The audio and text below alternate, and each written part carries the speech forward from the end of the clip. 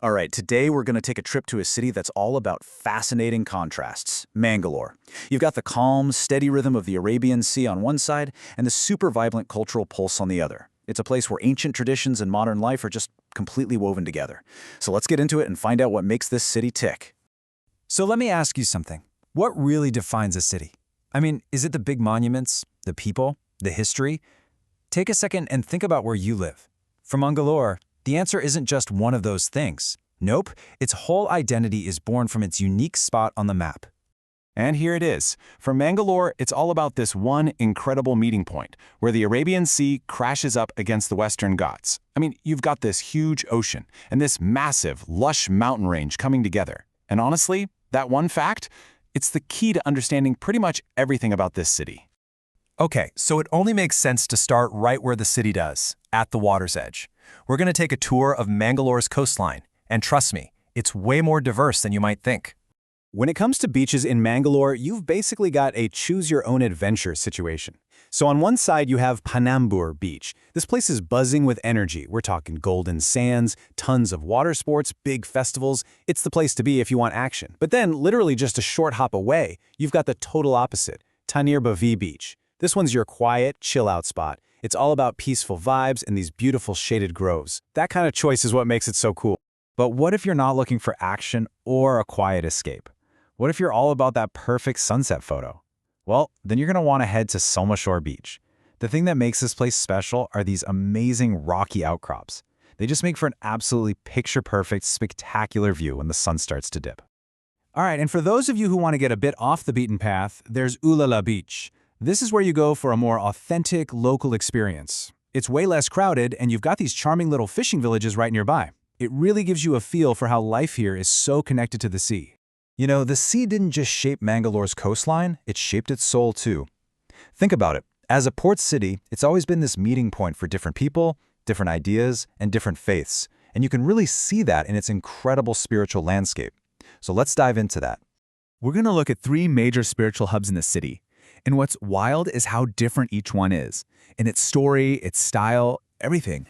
First up is the Kudrali Gokarnath Temple. And what's super interesting about this place is that it's not actually ancient.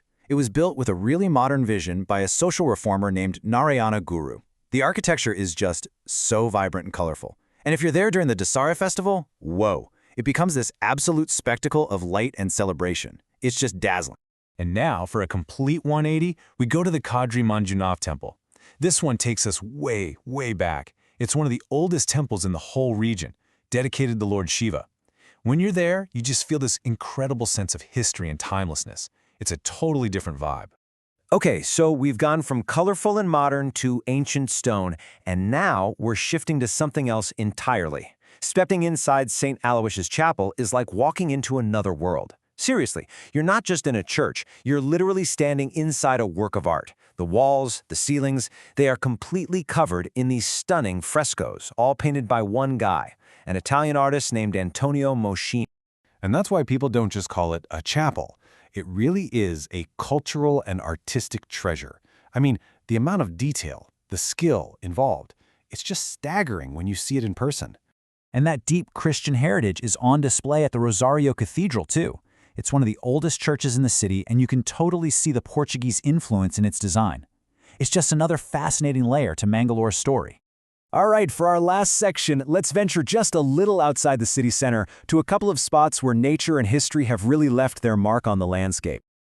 Okay, if you're looking for a place that seriously has something for everybody, you've got to check out Pilakula Nisargadama.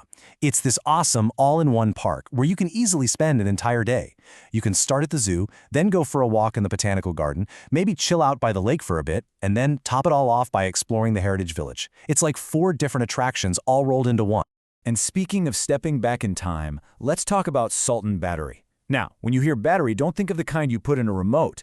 This is a big, impressive watchtower built by the legendary Tipu Sultan. Its whole purpose was to be a lookout point to spot enemy warships coming up the river. So visiting Sultan Battery is kind of a 2-for-1 deal. First, you get to stand in this really cool historic spot and just soak in its past. But then, because it was built to be a watchtower, you look out and get these absolutely incredible panoramic views of the Garupa River flowing out to meet the Arabian Sea. The history is cool, but the view is just, wow. So, we've seen the beaches, we've explored the temples, we've touched on the history. So what's the big takeaway here? I think it's that Mangalore is definitely not a one-size-fits-all kind of place. It's a city where you really get to design your own perfect experience. I mean, it really just depends on what kind of vibe you're looking for, right? You want energy and beach fun? Go to Panambur. You want a quiet day by the sea? Tannirbhavi is your spot. Feeling like you need some artistic inspiration? You can get lost in St. Aloysius Chapel for hours. And if you're a history buff who loves a good view, you can't beat Sultan Battery. It's all about finding the place that matches what you're in the mood for. So that leaves just one last question for you. After seeing this incredible mix of beaches, spirituality, and history, if you were to go, where would you start? What would be the first chapter of your Mangalore story?